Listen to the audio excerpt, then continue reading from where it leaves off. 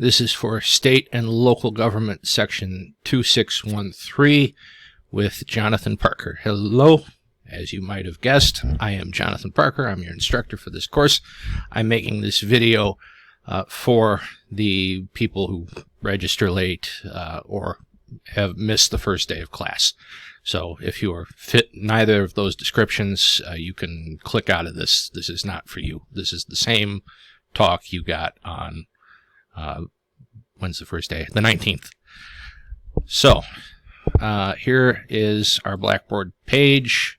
Click on that. There are no announcements. I'll put up an announcement if there's some assignment due, maybe a test. If I remember that you guys are having a test, if I'm going to be out. But anyway, everything will be posted under course content. We open the syllabus. I've already opened the syllabus. And again, no surprise, state and local government. Monday, Wednesday, 1 to 2:15 with Jonathan Parker. So, if you need to get a hold of me, email is the best way. Now, something I want to mention about the email that always is a problem. Well, not always. It's been a problem for about the last year and a half. People spell my name like this, or they'll add this, or they'll do a combination and they'll spell it like you see it on the screen now. When I was born 31 years ago, that was the common spelling, what you see now, of Jonathan. So please look at my name, all right? It's right here under contact information. It's right up there. It's on your Blackboard site. It's on the Humanities Department directory. You can find the correct way to spell my name all over the place. Students have gotten very, very mad at me because they thought I was ignoring them, when in reality they sent the email to that guy, whoever he is. All right. So my office is in 216C. We're having class in 227. So a little bit of a hike, but come on down and see me. For you guys, I'll be there Monday, Wednesday, 2:15 to 3:15. You can come see me Tuesday, Thursday too. If I'm out of the office, I leave a note on the door just saying where I went. Usually it's just to grab lunch. I always grab lunch in the cafeteria. It takes about 5 minutes. Sometimes I go make coffee, make copies, not make coffee. I could use some right now. It's a quick errand. I put a note on the door. It hasn't mattered for about the past year or so, because I've worked at ICC 4 years. I've had 5 students total come see me. So, reach your own conclusions about why I, feel like I can go run a couple errands. Not too many people come see us professors during office hours. All right, other office hours by appointment only. My schedule this semester is such that the by appointment only will probably be a late night Zoom session if you want to have it. I'm down. I have no objection to that. You've just got to let me know. All right. So before we really start, I know that we are in the middle of a transfer to Canvas, and I'm aware, especially from last semester, other instructors have their own content on every which sort of learning platform imaginable, most of which, in fact, I've never heard of. But it's nice and easy for this class. Everything that you will ever need will be located on Blackboard. So that's it. You come here to state and local government, you go to course content, you see what's under course content. That's usually where I post things. Check the announcements. I know it says something about the discussion board. We might do something with that. We might not. I am loath to incorporate any sort of online element with this class. You registered for a face-to-face class. I know many of you in this class, and I know that the people that I know are heck exhausted, as am I. So, you know, there you go. Course content, announcements. I've never put anything under here for a class that isn't American government. This is the book for this semester, Governing States and Localities by Kevin Smith and Alan Greenblatt. Looks like this. Yep, it is Greenblatt. This is the correct edition, the 7th edition. I have the 7th and the 8th, but we are using the 7th edition for this semester and for the spring, or for the summer semester, spring and summer, and then we're switching over in the fall. So that is our book. I have only taught this class twice before.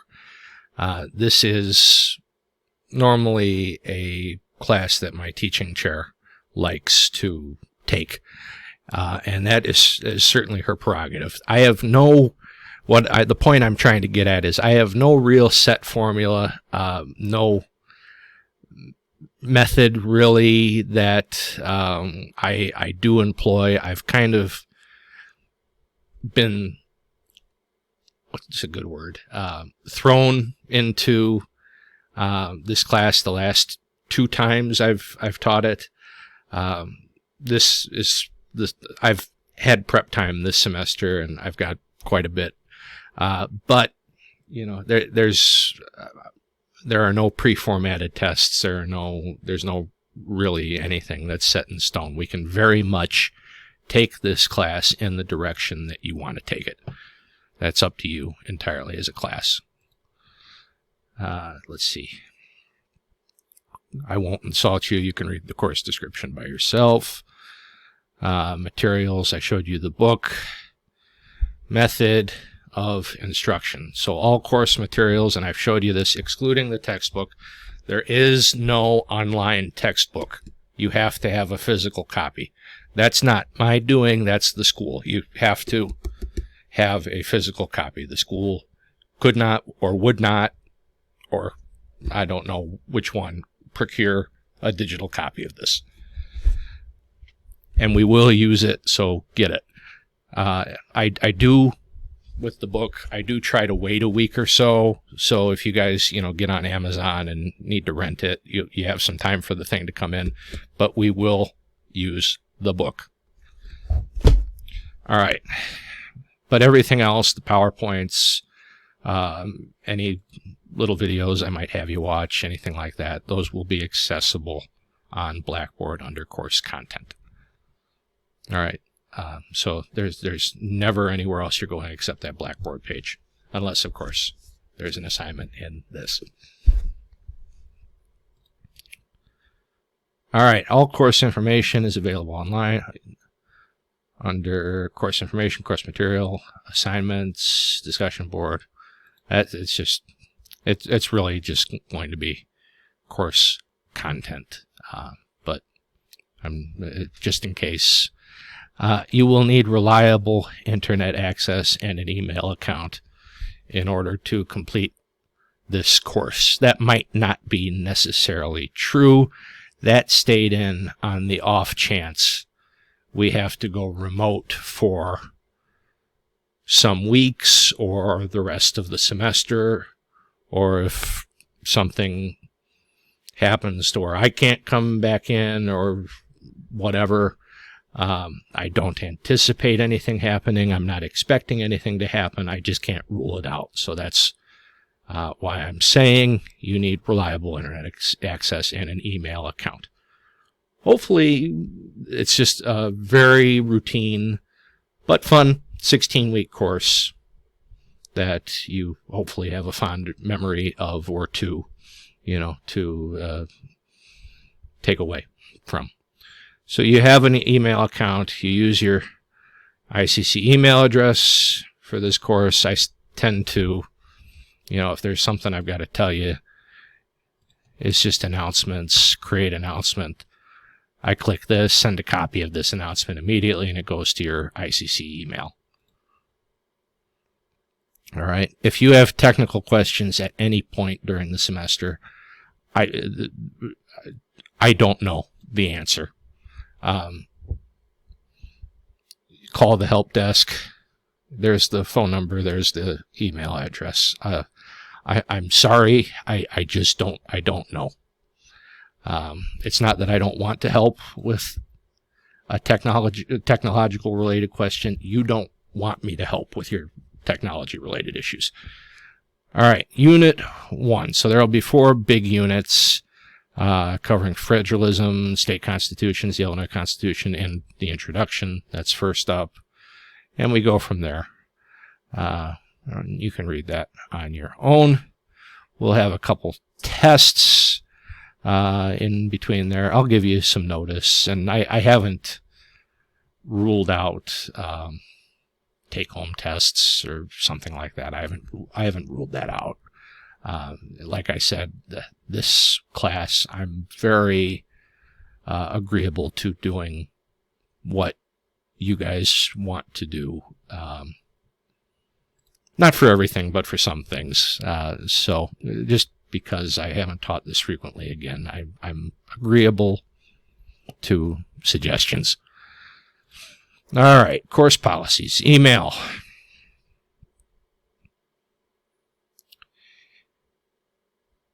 So if you need to get a hold of me outside of class or my office hours, utilize the email address on the top of page 1. Again, please spell my name correctly. I will try. Again, I work at a couple different colleges. This semester I have 10 unique classes that I have to prep for. So when I say try, don't kill me if I take 25 or 26 hours to respond. Assignment submissions. And this seems a little heavy-handed, but just hear me out.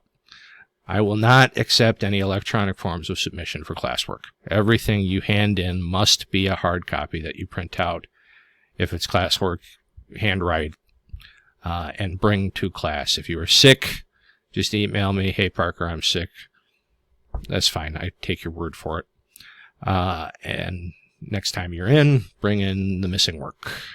There should never be an instance where you are emailing me an assignment. And that is for 2 very important reasons. 1, students in the past have lied and said they've emailed me things. "Oh, you must have deleted that," etc., etc. 2,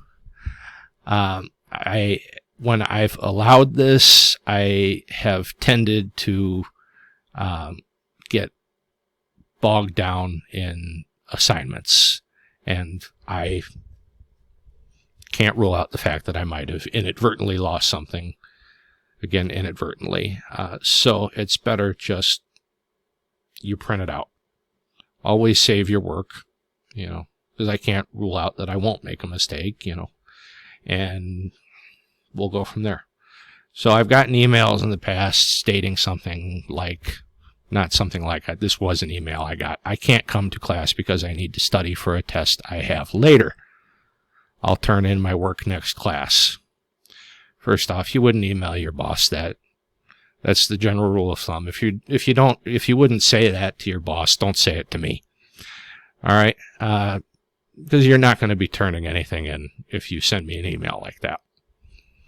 Academic citation. Those of you that have had me before know that that's a very important thing to me. Make sure you cite your sources. I expect a bibliography. I expect inline citations. This is, again, the only exception to that. If I give you a book assignment, I obviously know where you're getting your source, what your source is. If, however, you decide to be an overachiever and tell me, the names of all the men who wrote the Illinois Constitution, then I would need to know what website or book you got that from.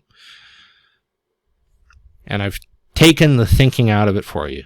Go to easybib.com. It works. It's fairly straightforward, easy to follow. You just really plug in the URL of the site you used and it formats it for you, or the title of the book. You just follow the steps. Inline citations, again, are also expected in any writing assignments that you turn in where you've used outside sources. Just the general guideline, if you have any doubts about whether something needs to be cited, just please do it. Don't take a chance with your grade. I have had to fail people because they've been not so smart. Last semester, for example, I had 2 students who I gave a general clemency and let a bunch of late work be turned in.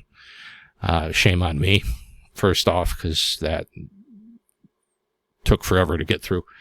But 2 students plagiarized 4 assignments directly off each other. Didn't even try to get creative about it, just printed off 2 of the same assignments. Formatting was the same word for word, obviously, if you're just printing it off. Don't take chances. I will find out. I know what community college students sound like, what their work looks like. Just don't do it. Do not plagiarize. Wikipedia is not an academic resource. Do not cite Wikipedia in any work that you do this semester. It will negatively impact your grade. The question is then asked, how will it negatively impact my grade, or how much will it negatively impact my grade? Says the person who is doing the assignment last minute. Well, I would say, do you really want to find out? Don't test me on that. I am not a fan of Wikipedia. All right, I've spoken about academic misconduct or plagiarism. I find out you can't pull one over. Don't even try. Visit page 24 of the Student Rights and Responsibilities Handbook. Based on the severity of the offense, the instructor may recommend failure for an assignment or failure for the course. Multiple instances of academic misconduct could include sanctions up to dismissal from the college. I don't know if students have ever been dismissed from the college, but I do report every instance of academic misconduct. There has very rarely been an exception. Last semester with the late work, those 2 boys got very lucky because it was literally like December 6th and the semester was over. There was nothing to do. They just got the zeros. But I have gone to the second step. So there you go. I don't accept late work. Circumstances sometimes do occur. I get it. The things happen, illness, death in the family. I have to wait at home for the plumber. I mean, I've gotten that. That's been fine. I understand. I've had to wait at home for the plumber too. Make sure you talk to me. Make sure that you have proof of what you said happened, did happen. And I will. Some of you have had me in the past. That's fine. I am going to be more stringent about that. And that is also something that was done to me last semester. I was lied to about the death of somebody's grandmother, and said grandmother is still alive and kicking. So, there we go. Yeah, this was also a thing. I went to a Chris Brown concert last night. No, you're not turning in late work. I had other homework to do. That was also something I got. You will not be turning anything in. We have a standard 10-point grading scale. Again, method. It's primarily a Socratic course, a lot of lecture discussion. The course only works if you talk back. Don't sit here and listen to me go on and on and on and on and on. Because if I go on and on and on and on and on, which I will, you're not going to have any fun at all.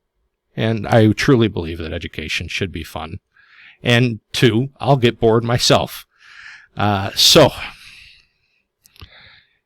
you got to give a little bit, and I'll give a little bit, and we'll get through the 16 weeks together. I normally incorporate PowerPoint presentations into my lectures, videos where appropriate. I do other things. I've done other things too. We'll see how the class progresses. Now this, I can't rule out with Omicron and, what U of I has done and all that, that we won't be online for a week or two or the whole semester or whatever, as we go on. So I will make every attempt conceivable to keep this a strictly face-to-face class. That is what you signed up for. That is what I am going to break my back trying to give you. However, again, we still can't rule out the possibility that we may go back to remote learning. Now, I am just looking at things and putting together a picture. I have no evidence that anybody at ICC is going to go to remote learning. I have no inside knowledge, no nothing. This is just a guess. I hope we don't have to. I don't want to. But I would keep the 1 to 2:15 p.m. time slot open all semester. If we are forced, and they're going to have to drag me out of the building if we're forced back to virtual learning, because I don't want to go back to virtual learning any more than most of you do. There'll be video lectures and assignments posted on Blackboard, some Mondays, some Wednesdays. Might be asynchronous. I would anticipate more than a few Zoom meetings if we have to go remote again. Not something I want. I'm just throwing this in there so if it happens, if we have to go remote, hey boss, I'm out of school. No, you're not. We're still meeting 1 to 2:15. All right. So methods of student learning, methods of assessment. So we'll have 2 tests, quizzes over the various topics that we cover. There is a pre-test if you've taken my American government course. You know about this. Post-test, I do give you 100 points for attendance. We are doing a mini speech or short speech, as I call it here, like we did in American government. Classwork, other homework as assigned. At least 150 points, but expect more. The final will be 20% of your grade. I'll let you read through a bunch of this on your own, J&K. News resources. I tried to keep it as center as I can. I know some of these are a little left, some of these are a little right. I tried to keep the window here instead of, expand it out. All right. I've not had this experience with the people I know in this class. It's not the responsibility of the instructor to chase you down to make sure you are keeping up with your work. I'm not going to do it. I have 10 classes I have to prep for. I have an 8-month-old daughter, and I occasionally, like to put in an appearance at home to remind my wife what I look like. If you miss a class, you must ask me or a classmate what, if anything, you missed. If you don't do that, don't be surprised if you start seeing a lot of zeros on Blackboard. All right, attendance policy. I'll let you read through this. The short version is there's going to be a big red binder up at the front of the room. You're going to sign in every class. All right? Everybody's name will be on there. It's your responsibility to sign in. I'm not going to remind you. This is for also reporting purposes. The college will ask me who's been to class, who hasn't. If you do not sign in for a class, you were not present. My memory is good, but it's not that great, where I can recall on Friday who came to class on the previous Monday. You need to sign in. I hate that I have to do this. I don't like doing it. It's a pain in the neck for me, but my circumstances in the past have shown me that this is something that I have to do for a lot of students to get them to come to class. Just a quick note, I don't know why I wrote students, but a student last semester who didn't come to class for 2 weeks because they thought I had COVID. I don't understand why. I don't get it. Please note that this is not an acceptable excuse to miss class. An excuse like this will be considered an unexcused absence. Points will be deducted from your 100-point attendance grade. You may end up being dropped. All right, so takeaway is, and you can read this on your own, takeaway from the syllabus, just keep an open line of communication with me. You'll be just fine. You'll learn something. You might even enjoy yourself. Final exam is Friday, May 13th from 1 to 2:50. You'll get your spring break, March 14th to 18th. The last day of class will be Monday, May 9th.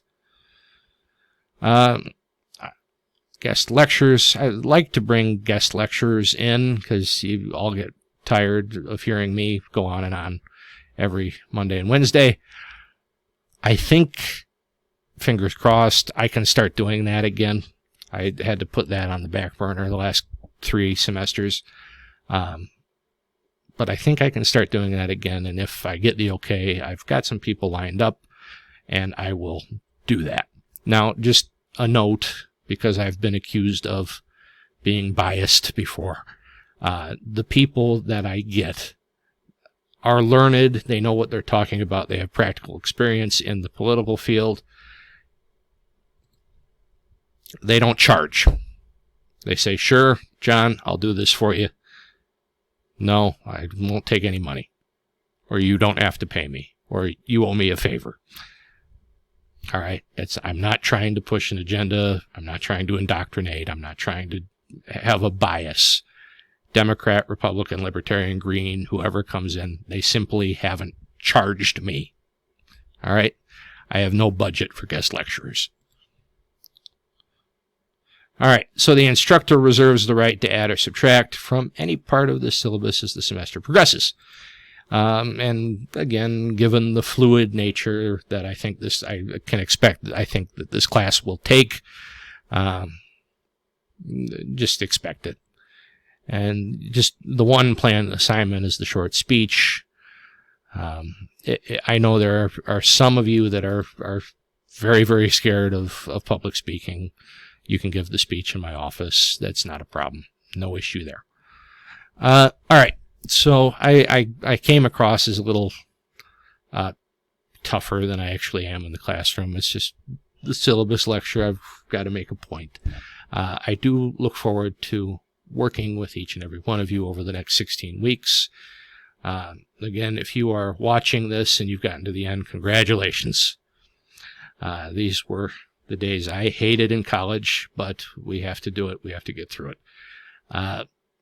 But if you are a late registrant or you didn't make the first day of class, when you come back, you need to ask me for the following. You need to ask me for a syllabus quiz.